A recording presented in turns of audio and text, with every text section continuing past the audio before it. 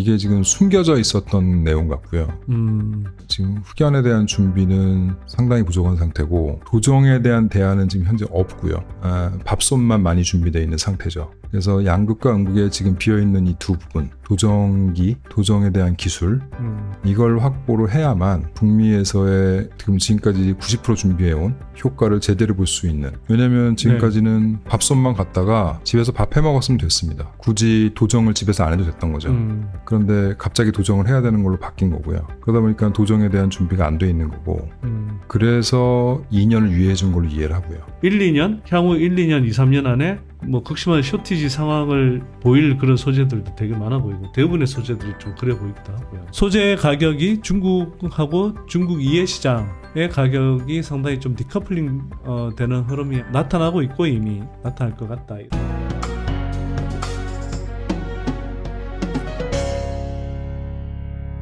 그럼 ESS 시장으로는 중국산 LFP 배터리가 많이 침투할 수 있을까요? 그러니까 중국 시장 밖에서. 근데 그거는 정치적인 문제가 최근 좀 있는 것 같습니다. 네. 그래서 중국산에 대해서 지금 각 경제 블록화에서 어떻게 할지에 그건 의존할 거라고 생각이 들어서 최근 제가 이해하기로는 중국산이 아닌 걸 쓰고 싶어 하는데 근데 ESS는 그러니까 LFP가 필요한데 사실은 중국 이외에 지금 LFP 배터리를 양산하는 곳은 거의 없거든요. 네. 그래서 이제 그 요구들이 한국의 전지 회사들한테 지금 들어오는 걸로 이해하고 있습니다.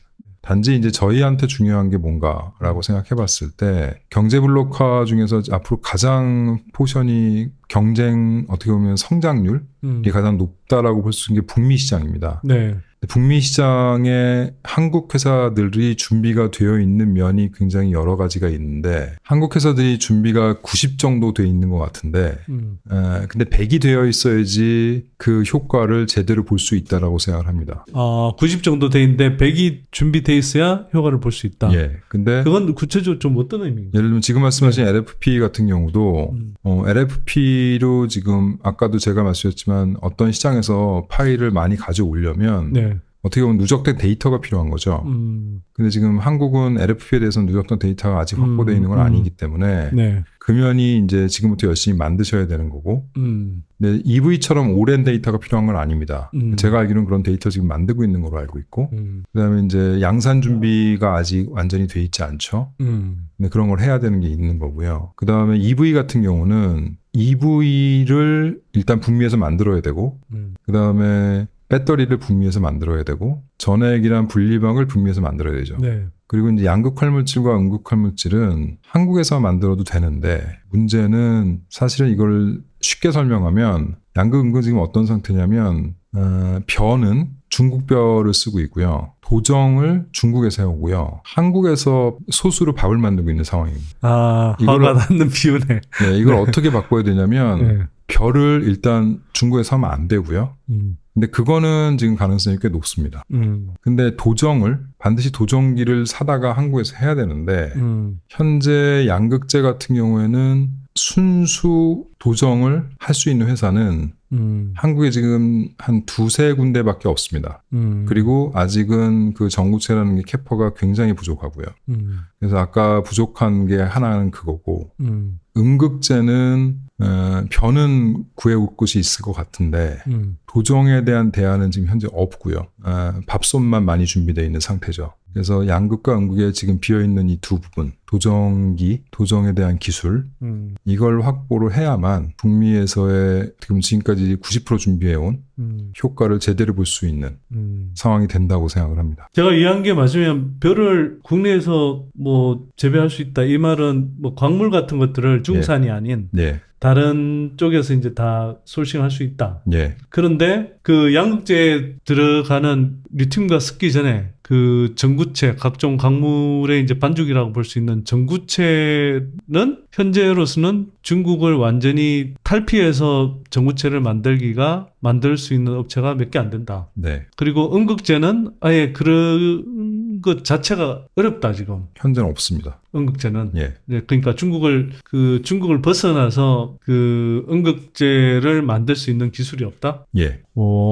그건 조금 우리가 깊이 생각을 못 해본 문제인데요. 왜냐하면 지금까지는 밥솥만 갖다가 집에서 밥 해 먹었으면 됐습니다.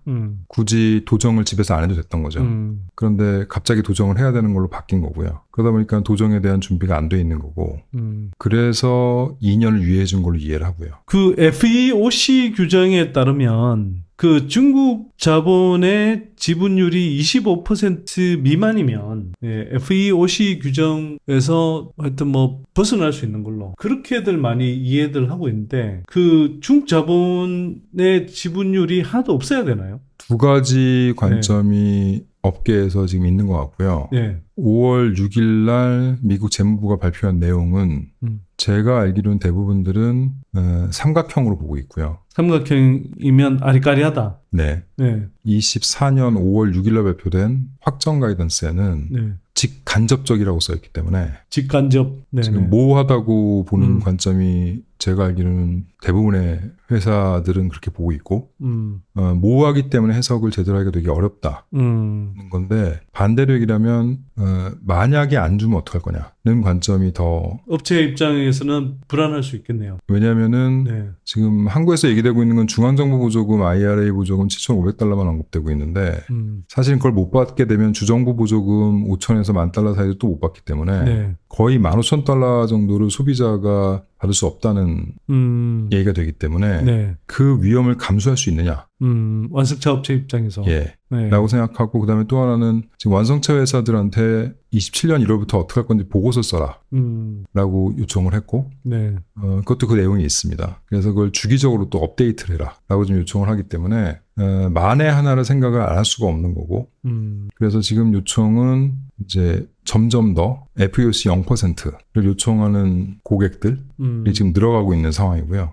미국의 자동차 회사도 최근에 FEOC 0% 요구하는 회사들의 숫자가 지금 늘어나고 있고 그 관점에서 놓고 말씀을 드린 거고요. 그러니까 제가 말씀드렸던 거는 그동안 열심히 노력해서 90%까지 끌어올렸는데 그리고 앞으로도 EV랑 배터리랑 전액이나 분리막을 미국에 엄청 투자를 멕시코나 뭐 북미에 할 건데 그 모든 걸 다 했을 때 이 모호함 하나 때문에 만약에 받지 못한다. 못 받는다. 그러면 이거는 감당할 수 있는 리스크네요. 그렇기 때문에 그 관점에서 보면은 아까 말씀드렸던 도정기, 도정 기술을 제대로 준비를 해놓는 것이 그 리스크를 생각하면 지금 상황이 맞는 거 아닌가라고 했을 때는 좀 문제가 심각한 상황 아닌가. IRA 규정의 적용 과정에서 모호한 영역으로 일단 좀 남겨져 있기 때문에 완성차 업체들 입장에서 보자면 일종의 리스크를 없애기 위해서 가능하면 중국 자본이 적어도 이제 FEOC 규정에 부합하는 그런 뭐 중국 자본이 들어가 있는 전구체 업체 걸 쓰기가 되게 부담스러워지겠네요. 그런 거 아닌가요? 그렇게 예상이 됩니다. 그래서 그러면 그 말인즉슨 중국 자본이 안 들어간 그냥 국내 순수 전구체 업체들에 대한 전구체 니즈가 상당히 커질 수 있겠다. 이런 예상이 좀 되네요. 일단 LNF도 그 LS하고 지금 전구체 합작 공장을 하나는 만들었고 이미 뭐 시작을 해서 진행하려고 하고 있습니다. 그 두 번째 캐파를 구축할까 말까 좀 고민하고 있는 계속 같은데. 더 논의를 하고 있고요. 근데 LNF는 사실은 JH케미컬이라는 자회사에서 전구체 양산을 10년 정도 했던 아까 계속 신뢰성, 누적 데이터 이런 말씀 드렸는데 그게 있기 때문에 사실은 어떻게 보면 시간만 있다면 이제 결정만 하면은 증설을 할 수 있는 상황인 거죠. 그 LNF는 그 전구체를 생산해서 양극재를 만들기 위한 내재화 물량으로 일단 쓰려고 하는.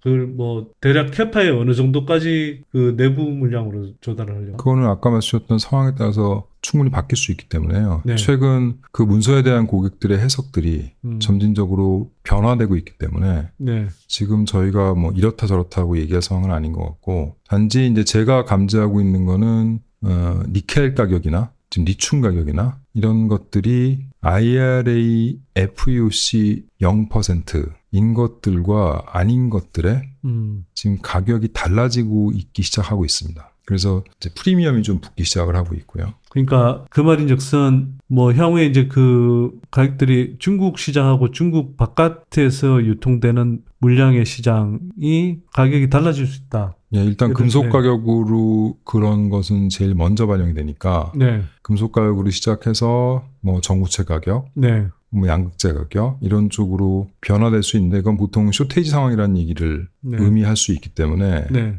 지금 아까 말씀드렸다시피 전구체는 지금 어떻게 보면은 IRA에 완벽하게 대응할 수 있다라고 얘기할 수 전구체 수량은 제가 이해하기로는 쇼테이지 상황입니다. 지금도? 예. 사실 뭐 전구체뿐만 아니라 뭐 많은 소재의 경우에 뭐 일반적으로는 그냥 중국 시장까지 포함해서 다 글로벌 평균 내서 뭐 공급 강이다 이렇게 이야기하는데 그걸 뭐 말씀하신 대로 그 북미 시장만 놓고 보면 또는 뭐 북미 시장뿐만 아니라 그 중국 이해 시장을 놓고 보면 그러니까 쇼티지인 소재들이 엄청 많대요. 그리고 뭐 지금은 아니어도 1, 2년 향후 1, 2년, 2, 3년 안에 뭐 극심한 쇼티지 상황을 보일 그런 소재들도 되게 많아 보이고 대부분의 소재들이 좀 그래 보이기도 하고요. 네, 그 중에 제일 심각하다고 제가 생각하는 게 바로 음극재를 만드는 흑연을 만들 때 중간 공정인 구형화 공정 에 대한 것은 설비가 없을 뿐만 아니라 기술도 없다는 게 전구체 같은 경우에는 뭐 저희 회사도 그렇게 한데 몇몇 회사가 기술을 갖고 있긴 합니다. 그리고 신뢰성이 확보된 데이터도 확보돼 있고요. 그러니까 이거는 어떻게 보면 투자 의사결정에 대한 문제인 거고 증설 시간에 대한 문제인 건데 음극재 같은 경우에는 한국의 기술 자체가 없습니다. 근데 앞에서 말씀한 구형화 기술이란 건 구체적으로 어떤 걸 말씀하시는 건가요? 흑연을 광석에서 캐게 되면 이렇게 이걸 영어로 플레이크 그래파이트라고 하는데 인상 흑연 내지는 인편상 흑연이라고 얘기를 하는데요. 이걸 요대로는 쓸 수가 없어서 이거를 사용하기 위해서 스테인리스 스틸로 이루어진 프로펠러 같은 걸로 여길 칩니다. 그럼 얘가 그래파이트의 특징이 잘 안 끊어지니까 접힙니다. 이걸 계속 치면은 조금씩 접히는 거죠. 계속 다음 공정으로 하면서 점점점 접히는데 이제 접히게 되면 문제가 리튬 이온이 이게 나중에 전지에 들어갔을 때 리튬 이온이 왔다 갔다 하면서 접힌 부분이 왔다 갔다 하면서 펴집니다. 그럼 펴지면은 팽창되고 수축되는데 팽창과 수축이 되면서 떨어지게 됩니다. 떨어지게 되면 전기가 통하지 않습니다. 그래서 수명이 좀 안 좋습니다. 그래서 이제 천연흑연만 쓰게 되면 수명이 떨어지니까 인조흑연을 그동안 많이 섞었었습니다.